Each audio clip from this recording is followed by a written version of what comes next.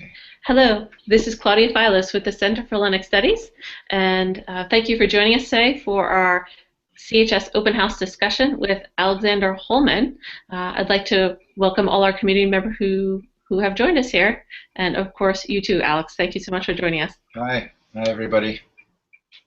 Great. So, before we get started, I'd like to share a little bit about your work. Hmm. I just want to let everyone know that you're currently the Associate Professor of Classics at the University of Washington. Your general interests are in ancient Greek language and literature and religion, but you're very specifically interested in prose and also very specifically, even more specifically, interested in the prose of Herodotus. You've written a very beautiful book called The Master of Signs. Signs and the Interpretation of Signs in Herodotus's Histories, which is currently available in its entirety on the CHS website. And that explores how figures in Herodotus interpret and use signs. You're thinking about oracles, portents, dreams, riddles, and objects. You've published, a series of articles also related to that topic and those texts. In addition, you're interested in religion and magic, and you are currently working on some curse tablets. This is a collaborative project, and I believe there are some curse tablets from ancient Antioch in Syria. In That's right. addition to all of this, you also are interested in illustration. So you are actually have a project where you're working on illustrating some of the scenes in Herodotus. That's right. Right. So, Hmm. you just have such a beautiful range of interests and topics. I love the idea of signs as they permeate all your various interests, and we're so lucky to have you join us today to think about signs in relation to Herodotus. So, thank you again. Thanks. Very glad to be here. So, Alex, can you just get us started in thinking about Herodotus and signs as they appear in Herodotus? I love the way that you call Herodotus the master of signs. Why do you say that? I call him the master of signs because Herodotus is a sort of unusual author because he's always sort of inserting himself into the text. And when I began working on Herodotus, I didn't quite know what it was that I liked so much about him, but I eventually came to realize it's because he sort of lays out these signs, and then he will show people interpreting them, or he himself will jump in and interpret them. And I realized that this was a very sort of specific interest that he has, and that once you start looking for them, you see it all over the text. And I think um, you know most people that read Herodotus come away remembering, I think, the passages about the oracles, because that's where you see it very sort of clearly. The idea that there is a sort of things are expressed in a code. Things are not always quite what they seem on the surface, and there are certain people who are good at realizing the connection between what's being said and what's actually meant. And that's really involves working with a code and working with signs, because signs are these sort of vehicles that are that can be sort of arbitrary. I mean, so in English we call a four-legged feline a cat, and in other languages the word is completely different, and it's really just convention that makes us in one language call that animal cat, and you know felis in Latin. It's realizing that connection that these characters in Herodotus, who particularly the ones who are sort of successful. So I'm thinking of somebody like there's a character in the first part of book one called Lichas, who's a Spartan who is tasked with finding the bones of Orestes, because this is very important for the Spartans. They need to get the remains of Orestes and have his hero cult in order to be successful against their neighbors, the Tegeans. And so the Spartans receive this oracle, which nobody understands. So what is the nature of the oracle? Can you help us? So the oracle, I think you might have the text there, Yes, yeah, yes, yes. I think we distributed. do. And actually, Sarah can share that because this is one of the focus texts that we were sort of That's right. asked the It's the community to think one, about, right? yeah, it's the one if you have it, it's the one, it's book one, it's chapter 68, sections 3 through 4, and it starts when they, the Spartans, kept being defeated. There it is. By the Tegeans, they sent ambassadors to Delphi to ask which god they should propitiate to prevail against the Tegeans in war. The Pythia responded that they should bring back the bones of Orestes, son of Agamemnon. Um, so that's one oracle which isn't reported in detail, but the second follow-up oracle, and you can see the Spartans are smart. They know that, you know, if you don't get an answer from the Delphic oracle, you should ask again, which is always the rule. If something isn't clear, you know, try and make it clearer. But the answer they get is really doesn't help them that much more.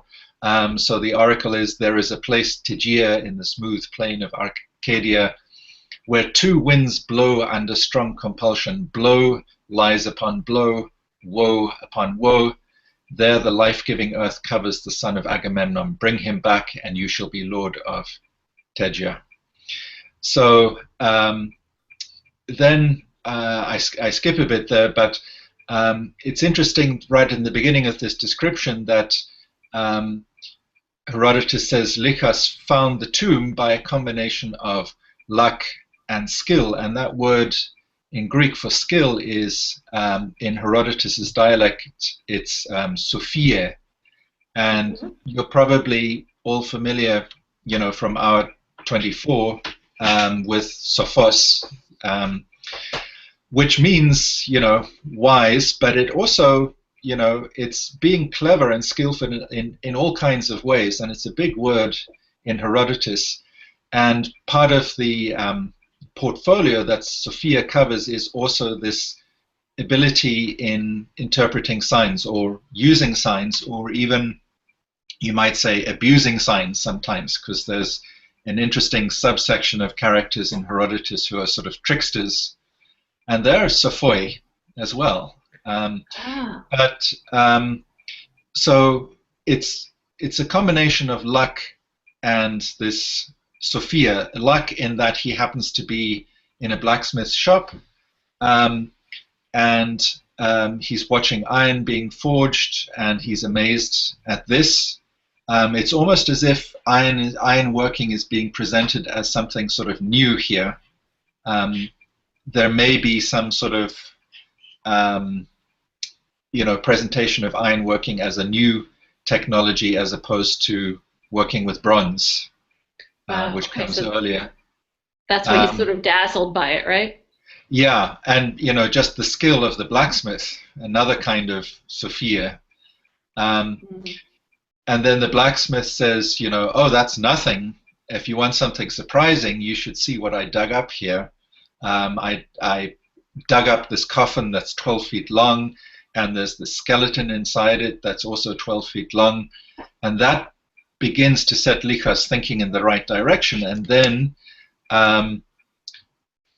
realizing what was being said, Lichas conjectured that this skeleton was Orestes, conjecturing as follows, and I'm going to come back to those terms of realizing and conjecturing, but I just want to go into his analysis.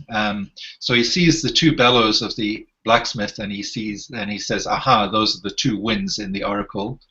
He sees the anvil and the hammer, and he says, oh, that's the blow and counter blow.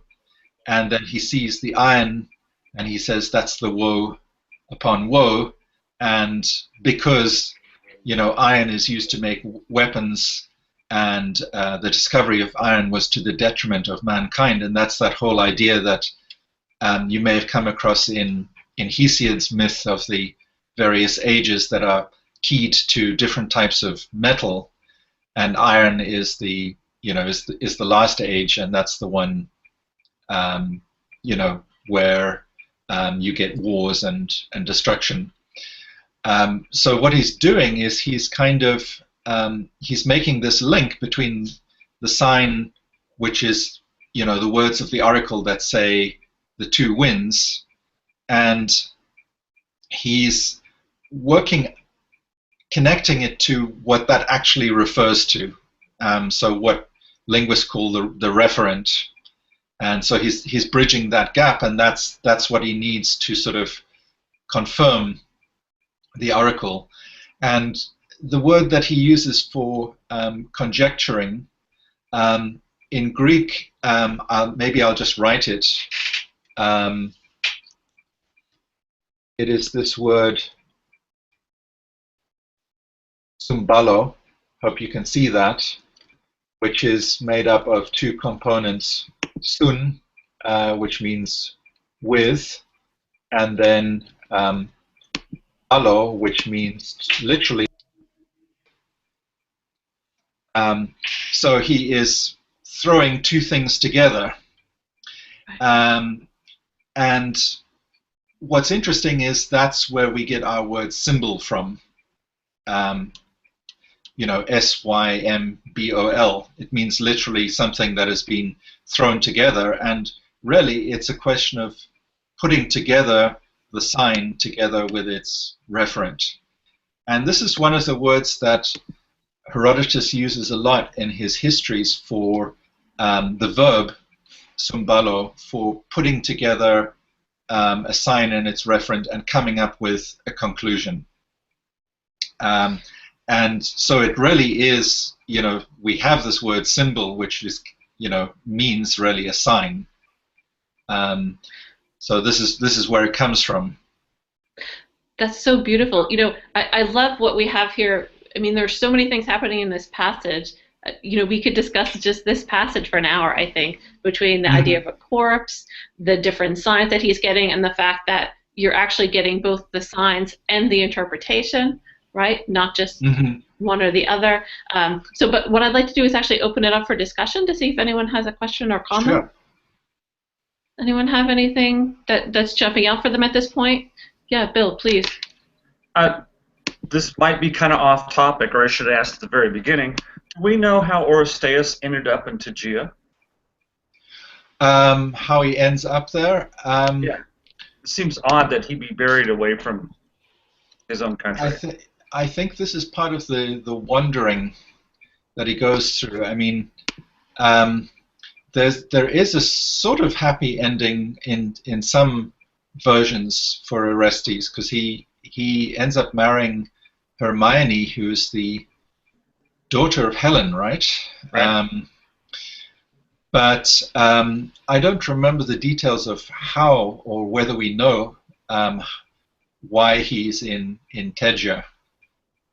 That's just kind of an odd plot twist, isn't it?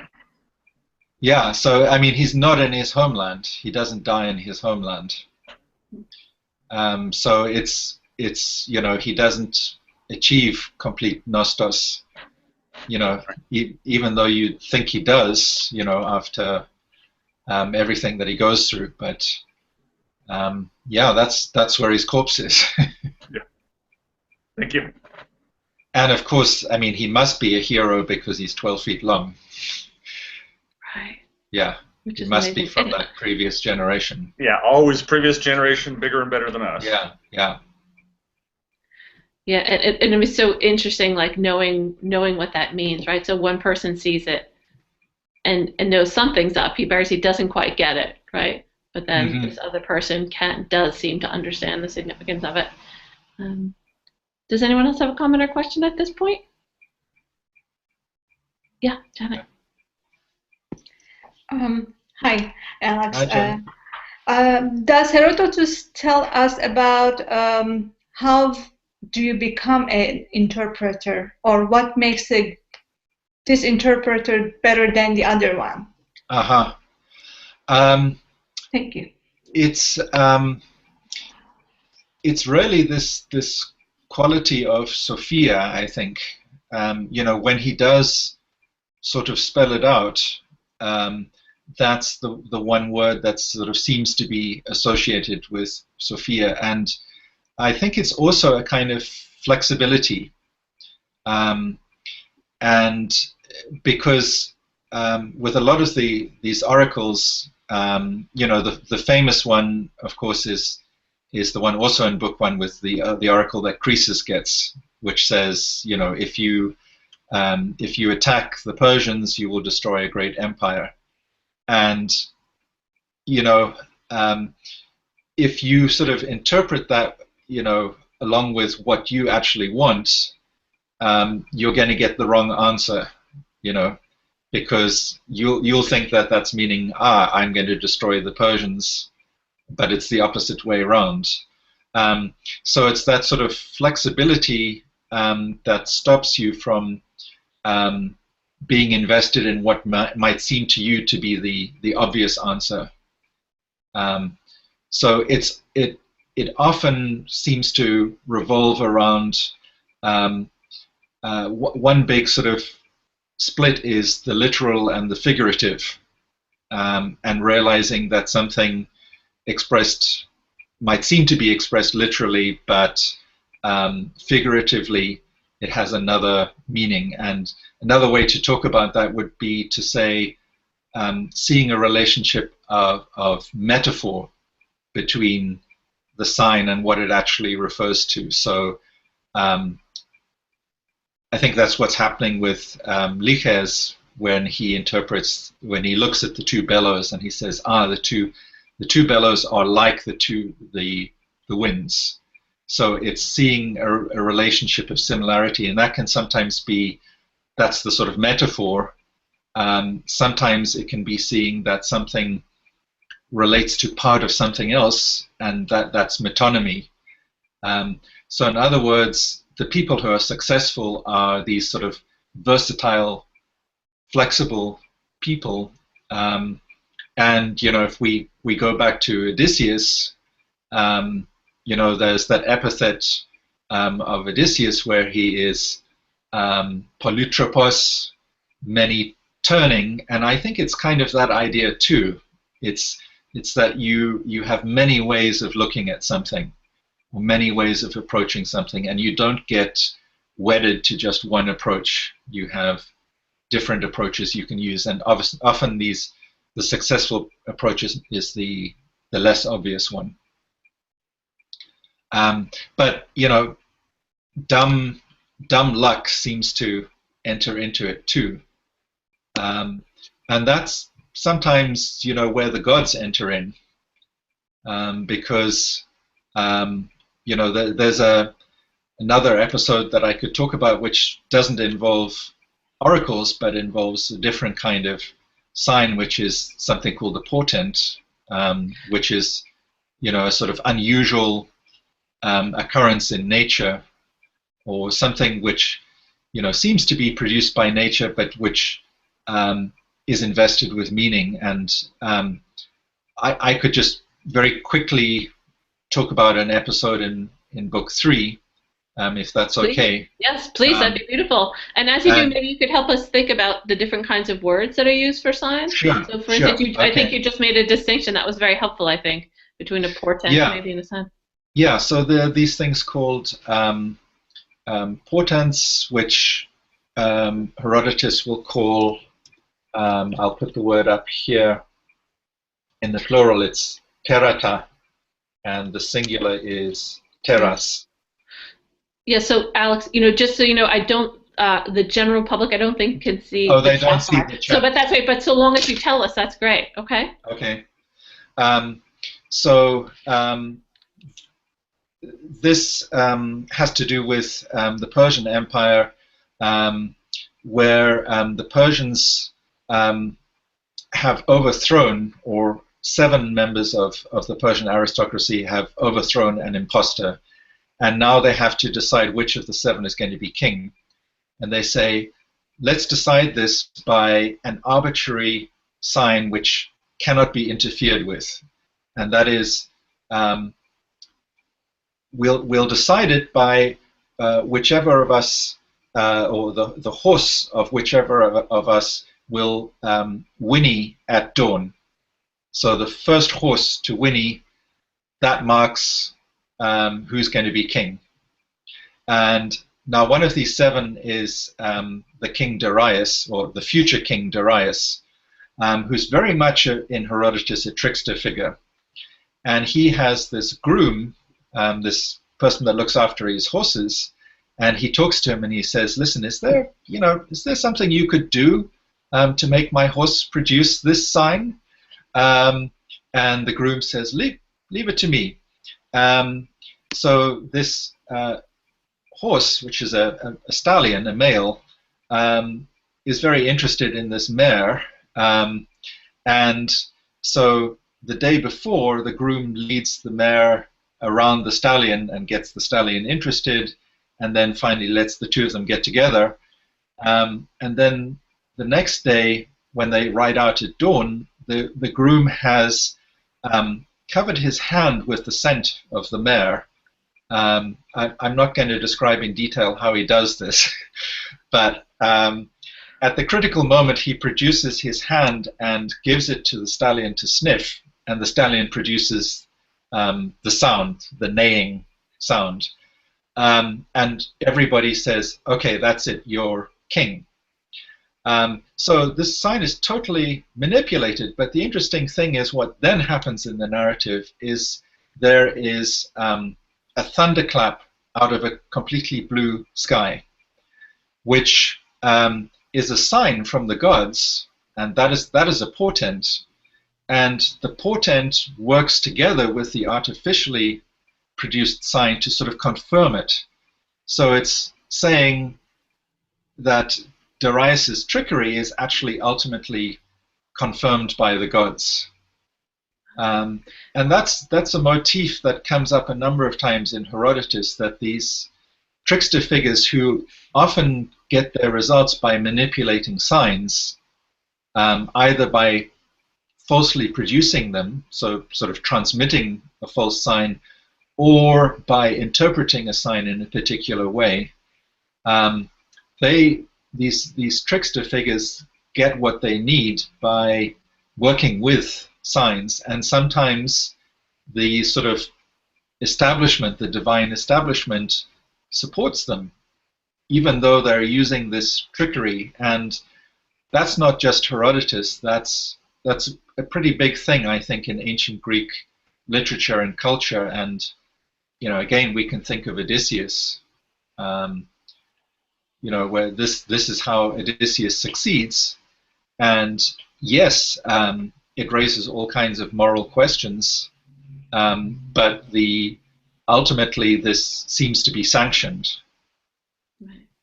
Right. There is something very fascinating with, I think, the ancient Greek culture about the way I guess just that the combination of luck and signs, right? So if we think about Homer, which our community has read a great deal of, there are times when warriors sort of all put their little signs on a widget and stick it in a helmet, and they shake the helmet, and they're all praying, like, let so-and-so's widget jump out. And of course that is the sign that jumps out, right? So it's just something very, very beautiful and fascinating. And I think for us as moderns to think about, the father of history, to think about roles and the roles of signs and interpretation and luck, especially the way that you're describing it, is so fascinating, right? Because it is, there's something fascinating about the idea that the interpretation of signs has so much to do with the course of history.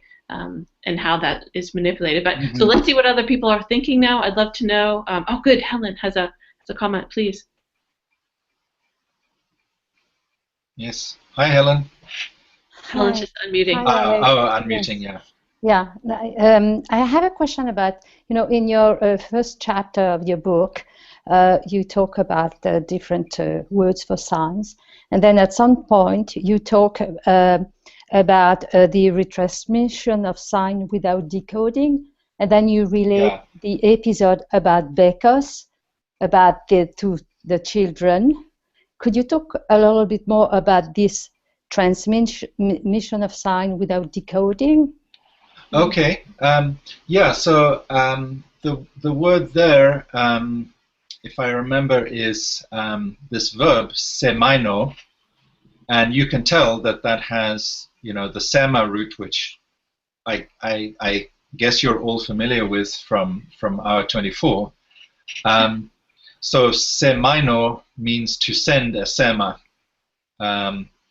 and you can. What I was talking about in that story there was maybe I should just sort of retell that story, Great. which is from the Egyptian logos of Herodotus, which is in Book 2. This is where a king wants to find out what the oldest language in the world is. He thinks it's Egyptian, but he wants to make sure, so he does a linguistic experiment, a pretty cruel one, which he takes 2 children and 2 newborn children, separates them from human society, and basically has them brought up in a cave with no exposure to humans. And he sends in people every now and then just to feed them, to give them milk. And he asks them to sort of note down when they first begin using language. And the first word that gets noticed, the sort of consistent thing that gets repeated, is this word bekos. And so the messenger transmits this word, this sign, back to the king. And so the word that gets used there is semaino, the messenger semaino. But the messenger doesn't understand anything, right? He's just like, he's just like the radio wave or the communication cable that just transmits, but doesn't interpret or doesn't put meaning in it. He's just sort of taking what he hears and he's transmitting it to the king. But of course, semaino can also mean to mean something, and that's where we get words like semiotics. So in order to find out what it really means, the king has to consult experts and who know all kinds of languages in the other parts of the world, and they discover, in Phrygian, the way the Phrygians say the word bread is bekos. So that means that Egyptian actually isn't the oldest language in the world. It's Phrygian. If you want to believe that. Beautiful. But yeah, so there's semaino, and so there isn't in Herodotus, there isn't just sort of one word that means a general word that means sign. There are a number of interesting words that he uses every now and then. One is he doesn't actually use the word sema, or actually it does come up, but it actually only means in Herodotus means a tomb. And you know that from the Iliad as well, where it's the point of the chariot race that happens in the funeral games is a sema, and you know what Greg has to say about that. But in Herodotus, sema is only a tomb or a grave, which is still a marker, but it's not used in that sort of general sense. There is a word, semeion, which is related, that can mean, for example, the designs that are on the shields of warriors. Those are called semeia. Also, signs in the form of portents that the gods send. Before the Persian War, there are a number of earthquakes and other signs sent from the gods. And these are called semeia as well. Then there is a word symboleion, which is connected with the verb that I talked about earlier, symbalomai, and that means a sort of token, and it can quite literally be two parts of the same object that the object is broken in two, into two parts, and that acts as a kind of token. So there's a story, for example, of how somebody leaves money with a person and says, you look after this money, and then whoever, let's break this this object in two, and whoever comes along later, even if it's 60 years later and it's not me but somebody else, if they have this other half that fits together with the half that the person looking after the money has, then that is a sign that that person with the other half is the rightful owner to the money. So there's a sort of physical object, and so it's used of a physical token.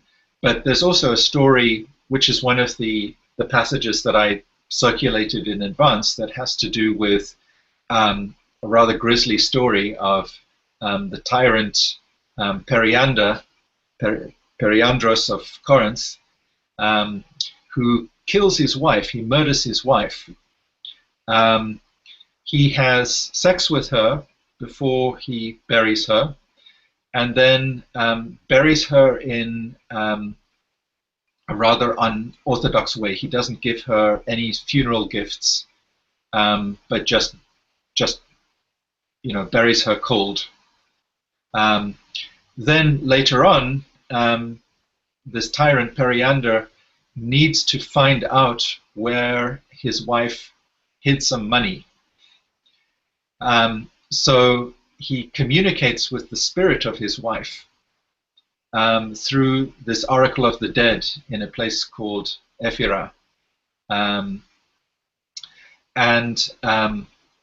He sends messengers to get in touch with the psyche, with the soul of Melissa, who's the name, that's the name of the wife. And the soul of the wife appears, but says to the messengers, I do not want to semaino to you. In other words, I'm not prepared to send a sign to you about this, but I will send you a symbolaion. I will send you this sort of token in words, and you take that back to Periander, and he'll know what I mean. And the symbolaion consists in the following words: that Periander put his loaves of bread into a cold oven. There it is. As a martyrion for him that this was true, we'll come back to that word. She, Melissa, said that Periandros had put his loaves into the oven when it was cold.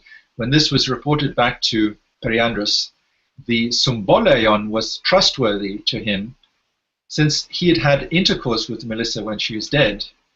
And he put out a proclamation immediately that after this message, that all the wives of the Corinthians should go to the temple of Hera. And what he's doing there is he's going to give her this proper burial that she should have had. And he's actually going to take clothes from these women of the Corinthians, and he's going to burn them so that she gets the proper funeral rites. And, the business about putting cold loaves into a cold oven, clearly refers to his having intercourse with his wife when she was dead. But only Periandros knows this. So it's the verbal equivalent of those, two pieces of clay or tile that you put together, and you get the whole. And again, it's matching sign together with referent. So, he carries out the rites, and then Melissa is prepared to semaino. She reveals the location of the money. So it's a very interesting episode because it plays with the idea of the sort of physical token, which is what you normally have in these stories of someone coming back and asking for the money that had been deposited. And this time the token isn't something physical, but it's in words that have to be matched together. I bet community members have questions about this. I mean, one of the questions that's coming up for me is I'm wondering about the role of Herodotus then as the presenter, as the author of this text that's sharing all this information, as opposed to those of us who may be just getting the information from him about what has happened. So that's one thing I think that might be interesting to discuss, but I also want to hear what other people in the community might like to discuss if they're ready for something. Anyone have Bill has a comment? Yeah. So just kind of a change of topic. Chapter 2, he had a lot to say about the Nile and why it floods. Mm-hmm. And he had some very interesting pseudoscientific theory of his own part. Mm-hmm. Should we be reading that literally, or is there symbolism in there that he missed? No, I think he means that quite literally. That's his sort of, what you might call his sort of scientific mode. So another reason Herodotus is so interesting is that he's this kind of, a German scholar called him a Januskopf, which means he has a head like the god Janus, who has two faces. And what he meant by that was that he has one sort of face that looks forward to the time that he's writing in, which is the 5th century, which is this time of beginning of sort of scientific exploration. And then he has this other side which looks back to the past, which is very sort of traditional and archaic. And it's that sort of side that I think the sign interpretation, you can find that in Homer, really. You can find characters there doing this. But what Herodotus is doing is he's combining that model with this 5th century new sort of scientific way, where they're also working with signs, and they're working with things called semeia. It's that word again. So, for example, the medical writers talk about semeia all the time, and they mean it as, if you look at a patient and the patient has a certain kind of pulse or certain kind of color, or this is a semeion, this is a sign, and you can interpret that and find out what's wrong with the patient. So there is a kind of scientific use of signs which is happening at this time. And Herodotus's language, uses some of these scientific terms, but he's using them sometimes, for these sort of archaic type motifs, like the oracle interpretation. But then Herodotus also has this scientific side, as you point out, with the story of the Nile. And I don't remember with his description of the Nile whether he's actually using that language in his own description. But one thing that I could mention is that in that section, he puts forward his own opinion, but only after talking about other explanations of why the Nile flooded. And he gives you those explanations, but I don't know if you noticed, he won't tell you the people's names. And we can actually work out who these people were, but he makes a point of saying, although I know the names of these people, I am not going to semaino them. I'm not going to transmit them to you. And, that's also that sort of old motif that you see in archaic poetry of kleos, right? Where it's the poet's role to transmit the kleos to subsequent generations, or not, because the poet has that power. He can sort of,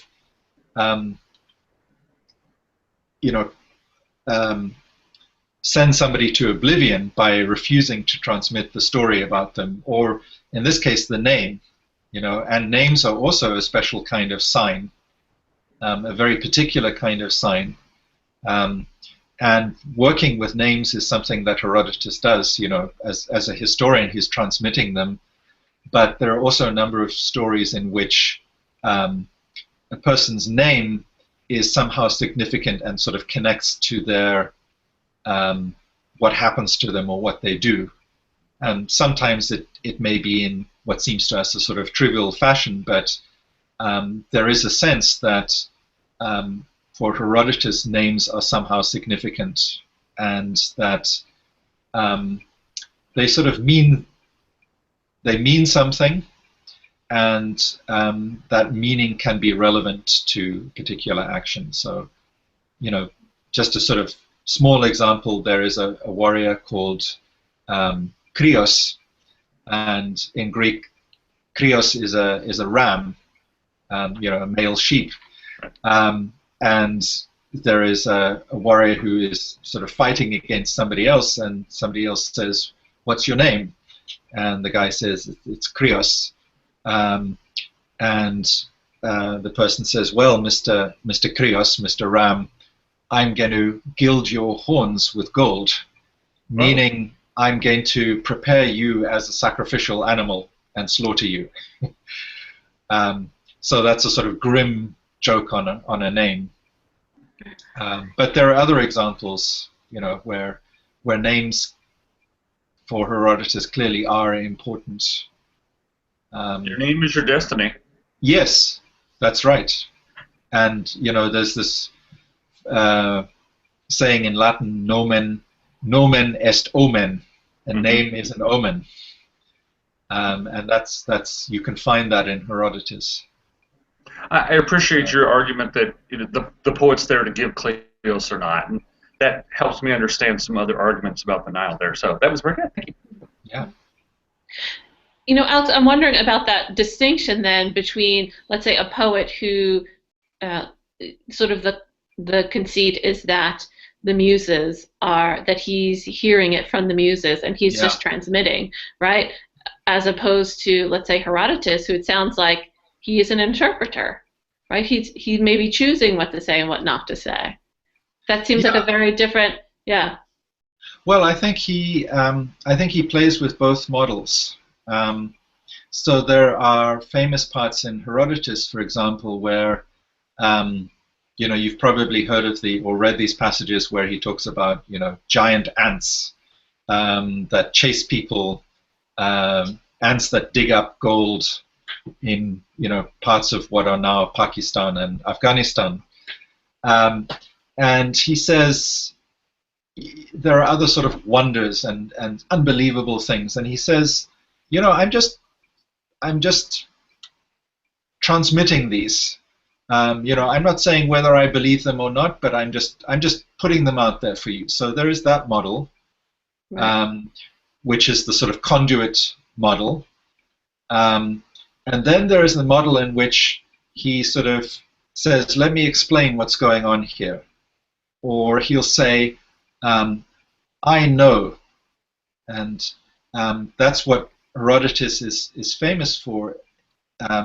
The number of sort of first-person assertions. And one word that he uses, for example, is in Greek, oida, which means I know. And he says, I know because I have investigated this. I know because I have been to the Egyptian priests and talked to them. I know because I heard this story, and it makes sense because, you know, let's look at it logically. And on the basis of likelihood. So this statement, I know, actually resembles in some ways a sort of divine statement. And there's in the Croesus story, you know, when Croesus is checking out oracles, you remember that part where he's saying, okay, I need a good oracle. I'm going to send to all the oracles in Greece. I hear you Greeks have good ones. Let's see how good they are. And he does this test where he boils up a tortoise in a cauldron with some lamb. And there are only 2 oracles that guess this, and one of them is the Delphic oracle. And the Delphic oracle in its response says, I know the number of grains of sand in the sea. And it's the same verb, oida. So there are really only two people or sort of institutions that use this oida. It's Herodotus and it's the Delphic Oracle. And so there's a pretty clear sort of link, I think, between the two, in that Herodotus is this source of knowledge that he knows, and not only does he know it, he can also interpret it. And semaino is another one, because the gods also semaino, and Herodotus too, as narrator, there are some first-person semaino usages where he says, I'll explain this, or I'll transmit this. And I just want to sort of work in here a very famous quotation that doesn't come from Herodotus, but it comes from Heraclitus, this sort of weird, obscure philosopher that we'd like to have more of. But he has this very famous line where he says, the god in Delphi doesn't speak, he doesn't hide, but he semainos. In other words, it's not that the god hides things, it's not that the god speaks straightforwardly like humans, but he speaks in signs. Semaino, again, there is a very key word. Do you think that's true of Herodotus himself? Because he does seem to be, oh, this is very straightforward, this is what I've seen, this is what I've observed, I know this, but then he's using that exact same sort of terminology as he's presenting the oracle as being. Is he sort of presenting himself in the same way? I think so. And, one scholar who looked at this word, semaino, sort of defines it as being transmitting something from a superior or sort of higher position, and he uses as a sort of way of explaining this. He says it's like having a scout that's high up on a mountainside that can see things that people at the bottom don't see. So it's information relayed from a sort of metaphorically superior position. Either because you're a god, and that's the sort of ultimate position of knowledge, but among humans, there are also going to be people that are in a sort of superior position to others, whether that's sort of in a physically superior position by just literally being higher up and being able to see things, or sort of metaphorically being able to see things because you have access to all this information, like Herodotus, who, at least the way he presents it in his work, is traveling around and talking to various people and gathering all this together. So it's not just getting that information; it's also interpreting it. That's part of the task and part of the so difficulty. again, somebody who himself has been seeing things from different angles, from different aspects. So an interpreter as well. But then we also have to interpret what he's telling us. That's true. So sometimes Herodotus is very controlling, and he sort of marshals us. He says, this is what it means. But there are instances where he just kind of leaves it out there, and he sort of leaves you to connect the bits. And sometimes, it may be because it's a sort of cultural reference that's would be completely obvious to someone in the culture. But sometimes I think it's also because he's sort of leaving a little bit for his audience to put together, to sort of go through that process that characters in the work have to go through. And that's part of what makes Herodotus very, his sort of voice print, as it were, is very distinctive. That what makes him very different from other writers. Beautiful. So, Alex, I was hoping, I see we have about 10 minutes left, and we still have a lot to talk about. We've really just scratched the surface. And I know there are a few other questions, But I wonder if we could turn very briefly just to the curse tablet Sure. that you've done some work on, because that's a very different kind of I don't know, how would you describe the relationship maybe between those two? I mean, it's a different kind of sign, right? Right. I never really sort of thought about this because my work on the magical stuff, seemed to happen at a sort of completely different stage. But you're absolutely right that when you are looking at magical texts, you are dealing with, they work on signs. I mean, this is how they work.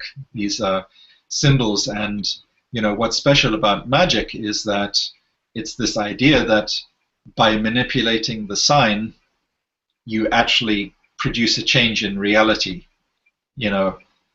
So a very common sort of motif in magical texts is what gets called, there's this fancy Latin term similia similibus, which means doing similar things by sort of similar things. In other words, if you take a clay doll of somebody and you say, this doll represents my victim, and you start putting pins in them, in the sort of magical way of thinking, as you put the pin in, that is producing a result in real life.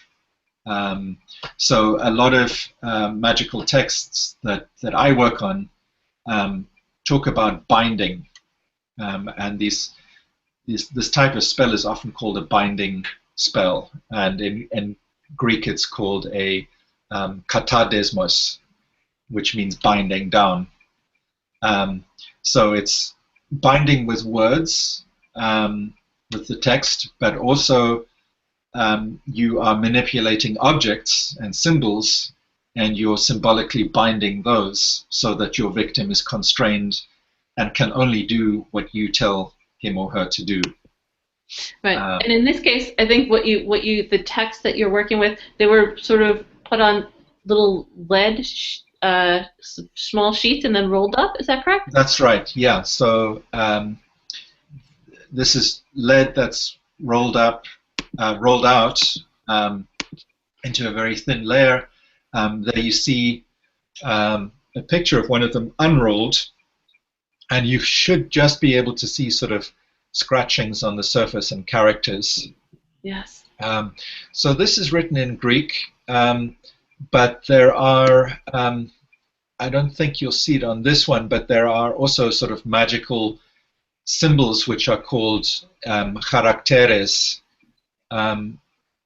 which nobody's actually quite sure what they mean, but from the texts, they are powerful in themselves. So some of the texts actually talk to these characteres, to these signs, and say, holy signs, do my work, bind this person, go and find this person, bind this person, and make this person, in the case of an erotic spell, make this person fall in love with me, or make this person be unable to be successful, make him sick, all these kind of things. So yes, these are signs in terms of, the letters of the alphabet. There are these characteres, but even when you're using the letters of the alphabet, you are using secret formulae and secret names of the gods, because it comes back to this idea of names and the power of names. A god may have many names. There may be a name that the god is known by everybody as, or it's a name that is sort of accessible, but there may also be secret names that only certain people have access to. And part of the way ancient prayer works is, and it doesn't matter whether this is sort of mainstream religion or magic, it's really the same idea, is that you want to get the god's attention.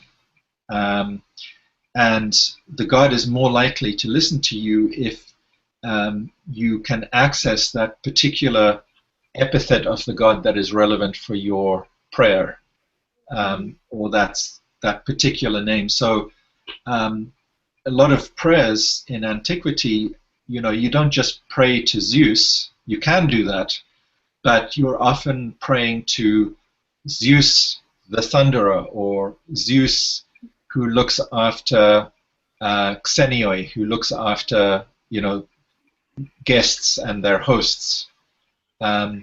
So it's often divine name plus this epithet, and there may be several epithets. And there's also this connection between magic and mystery cult.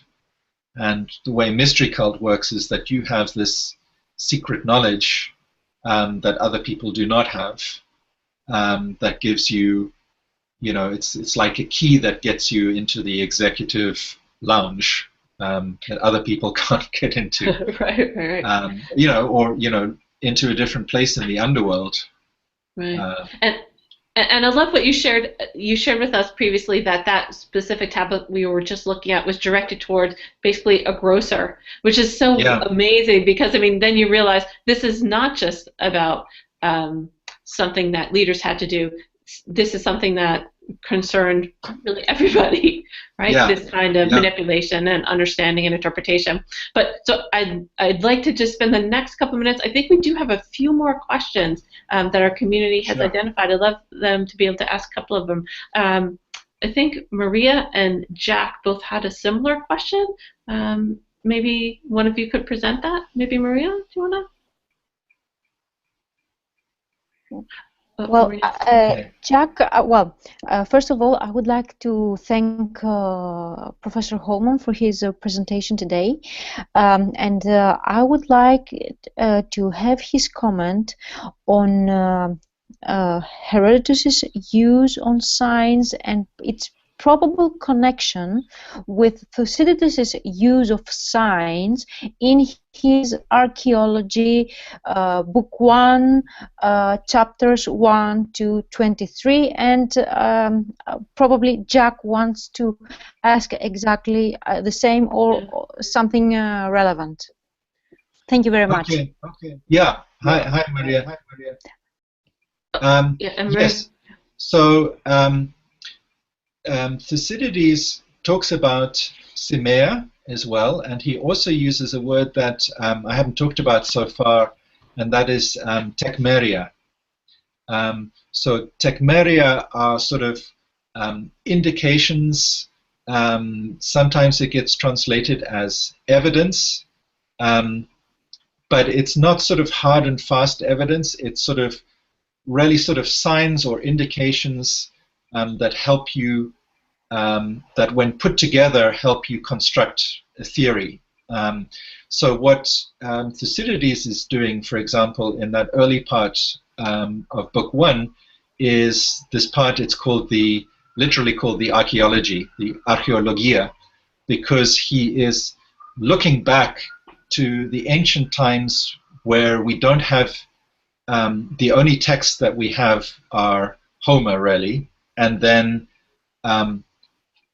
other types of information, and he says we can't know anything for sure about this time, but looking at the way people lived at that point, the fact that they moved easily all the time because they were just sort of living for subsistence,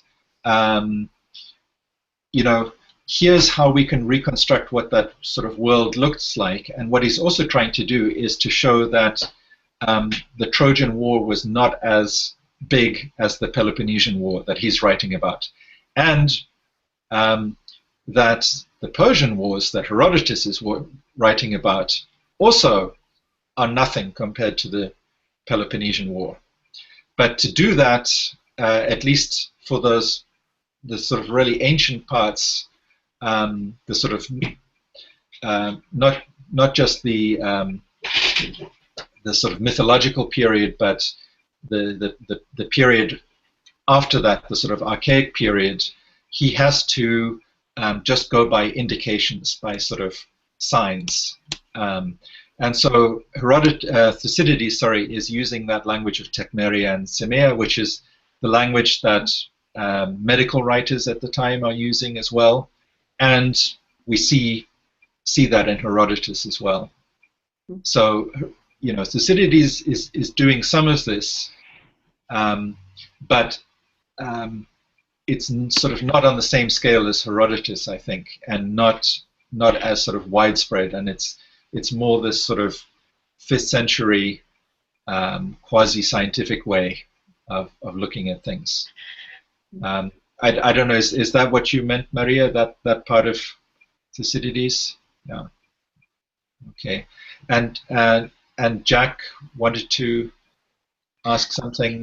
I found extremely interesting what you said about how Thucydides argues about the differences between the Trojan War, the Persian Wars, and the Peloponnesian Wars, and how, in a way, tries to, in a way, to present the exact the extent of the Peloponnesian War by arguing arguing as a massive war, presenting it as a massive war. Yeah. So thank you very much. Thank you very much. Yeah. So in a way, Herodotus and Thucydides are doing the same thing, because you'll find in Herodotus many sort of statements where he says, this was the biggest X, or this was the greatest revenge, and Thucydides does that too. When he talks about the Peloponnesian War, he says this was the greatest movement, the greatest kinesis. But he'll also say at the end of the Sicilian expedition, this massive failed Athenian expedition to try and defeat, to sort of win Sicily, he says, this was the greatest victory for the Syracusans. So this, what do you call it, the superlative, right, where you say this is the biggest, that's there in both of them, and they're kind of competing against each other, or at least that's often how it's interpreted, where Thucydides is saying, oh, Herodotus, you say the Persian wars were the greatest. Well, let me tell you, it's the Peloponnesian War, and here is why. Okay. Alex, thank you so much. I see that we're over our time, so this really just flew. So maybe we can convince you to come back and talk to us again? Sure, sure. Thank you so much. Be very happy to. I mean, Herodotus is such a beautiful topic, and I love each one of these little individual stories that you tell. It just makes you want to jump in and read more Herodotus. So yeah, we appreciate you. There are hundreds of these things in Herodotus, and it's difficult to sort of control them and keep them all in your head. Right. But that's why I began working on Herodotus, because I knew when I read this text, there is so much here that is just sort of fascinating, and just these, just on the basis of individual stories, they sort of stay with you, and everybody has their favorite one, but and it's sort of working out what is so special about these stories. What is it that sort of hooks you as the audience? So he's a very special kind of author, and what makes him special is that he talks about himself, not as much as we'd like, perhaps, but he's very involved in his own text. Right. Yeah. Well, we appreciate you helping us to see what's special about him, and for taking the time to share your expertise and your passion for the subject. Thanks to everyone who joined us today in the Hangout to ask questions, who joined us on the forums to post questions and comments there, and thanks to all our viewers who are joining us remotely. We really appreciate your time, and please, we can keep this conversation going at hour 25, so look at the forums there for more, and I guess we'll sign off for today, and we'll look forward to future meetings. Thank you so much. Okay, thanks everybody. Nice to meet you. Bye-bye. Thanks.